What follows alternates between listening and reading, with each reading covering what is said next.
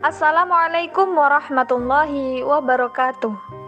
Berjumpa lagi dengan kami di channel Sajadah Kiai.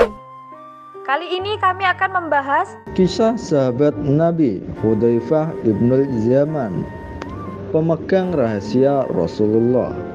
Hudzaifah ibnul Yaman lahir di rumah tangga muslim, dipelihara dan dibesarkan dalam pangkuan kedua orang tuanya yang telah memeluk agama Allah sebagai rombongan pertama. Oleh sebab itu, Hudzaifah telah Islam sebelum ia bertemu muka dengan Rasulullah. Setelah Rasulullah hijrah ke Madinah, Hudzaifah selalu mendampingi beliau bagaikan seorang kekasih. Hudzaifah turut bersama-sama dalam setiap peperangan yang dipimpinnya, kecuali dalam perang Badar. Dalam perang Uhud, Hudzaifah ikut memerangi kaum kafir bersama dengan ayahnya, Al-Yaman. Dalam peperangan itu, Hudzaifah mendapat cobaan besar.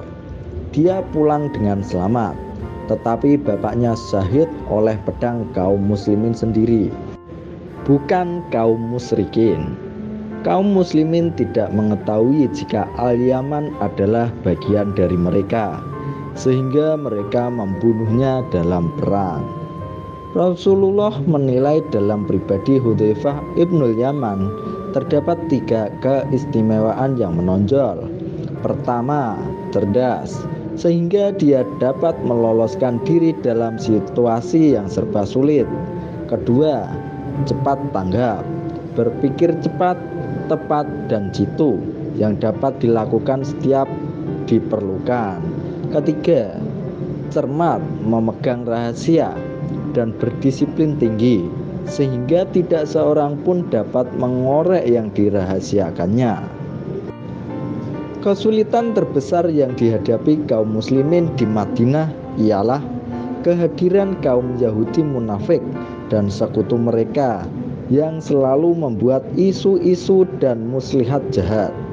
Untuk menghadapi kesulitan ini, Rasulullah mempercayakan sesuatu yang sangat rahasia kepada Hudzaifah ibnul Yaman dengan memberikan daftar nama orang munafik itu kepadanya. Itulah suatu rahasia yang tidak pernah bocor kepada siapapun hingga sekarang. Dengan mempercayakan hal yang sangat rahasia itu, Rasulullah menugaskan Hudzaifah memonitor setiap gerak-gerik dan kegiatan mereka untuk mencegah bahaya yang mungkin dilontarkan mereka terhadap Islam dan kaum muslimin.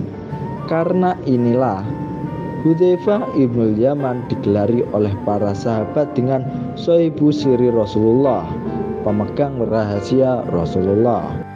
Pada puncak perang Khandaq, Rasulullah memerintahkan Hudzaifah melaksanakan suatu tugas yang amat berbahaya. Beliau mengutus Hudzaifah ke jantung pertahanan musuh dalam kegelapan malam yang hitam pekat. Ada beberapa peristiwa yang dialami musuh. Pergilah engkau ke sana dengan sembunyi-sembunyi untuk mendapatkan data-data yang pasti dan laporkan kepadaku segera, perintah beliau. Hudzaifah pun bangun dan berangkat dengan takutan dan menahan dingin yang sangat menusuk. Maka Rasulullah berdoa, "Ya Allah, lindungilah dia dari depan, dari belakang, kanan, kiri, atas, dan dari bawah." Demi Allah, sesudah Rasulullah selesai berdoa, ketakutan yang menghantui dalam dadaku dan kedinginan yang menusuk-nusuk tubuhku hilang seketika, sehingga aku merasa segar dan perkasa. Tutur Hudzaifah. Tatkala ia memalingkan diri dari Rasulullah, beliau memanggilnya dan berkata, "Hai Hudzaifah, sekali-kali jangan melakukan tindakan yang mencurigakan mereka sampai tugasmu selesai dan kembali kepadaku." "Saya siap ya Rasulullah," jawab Hudzaifah. Hudzaifah pun pergi dengan sembunyi-sembunyi dan hati-hati sekali. Dalam kegelapan malam yang hitam kelam, ia berhasil menyusup ke jantung pertahanan musuh dengan berlagak-lagak seolah-olah anggota pasukan mereka.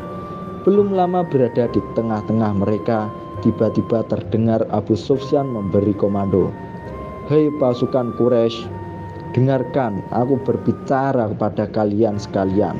Aku sangat khawatir, hendaknya pembicaraanku ini jangan sampai terdengar oleh Muhammad. Karena itu, telitilah lebih dahulu siapa orang yang berada di samping kalian masing-masing. Mendengar ucapan Abu Sufyan, Hudzaifah segera memegang tangan yang di sampingnya. Seraya bertanya, "Siapa kamu?" Jawabnya, "Aku si Fulan, anak si Fulan." Sesudah dirasanya aman, Abu Sufyan melanjutkan bicaranya, "Hei pasukan Quraisy, demi Tuhan, sesungguhnya kita tidak dapat bertahan di sini lebih lama lagi. Hewan-hewan kendaraan kita telah banyak yang mati. Bani Quraidah berkhianat meninggalkan kita. Angin topan menyerang kita dengan ganas seperti kalian rasakan.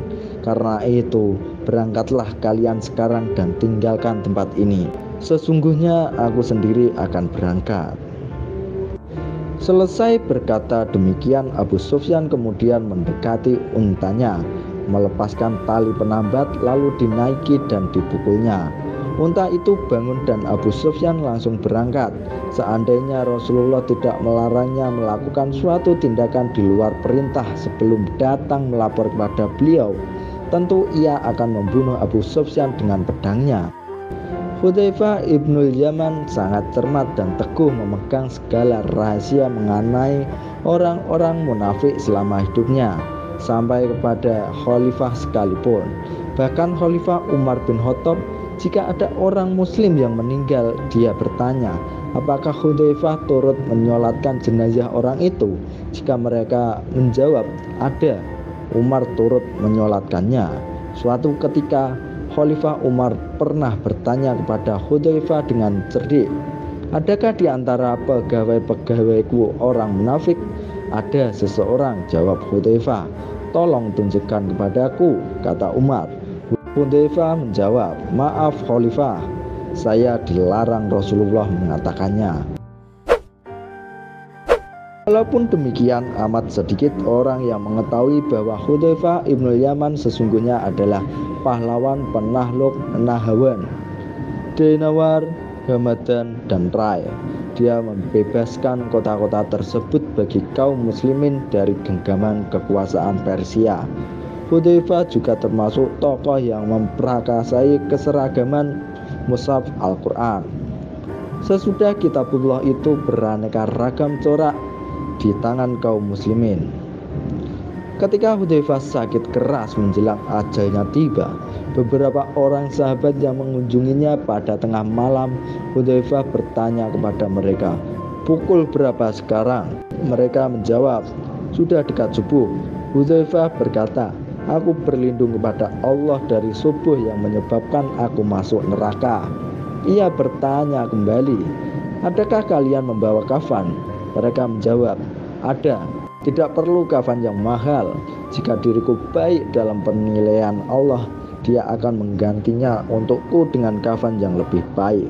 Dan jika aku tidak baik dalam pandangan Allah, Dia akan menanggalkan kafan itu dari tubuhku." Sesudah itu dia berdoa kepada Allah, "Ya Allah, sesungguhnya Engkau tahu, aku lebih suka fakir daripada kaya. Aku lebih suka sederhana daripada mewah. Aku lebih suka mati daripada hidup." Sesudah berdoa demikian, ruhnya pun pergi menghadap Ilahi. Seorang kasih Allah kembali pada Allah dalam kerinduan. Semoga Allah melimpahkan rahmat-Nya.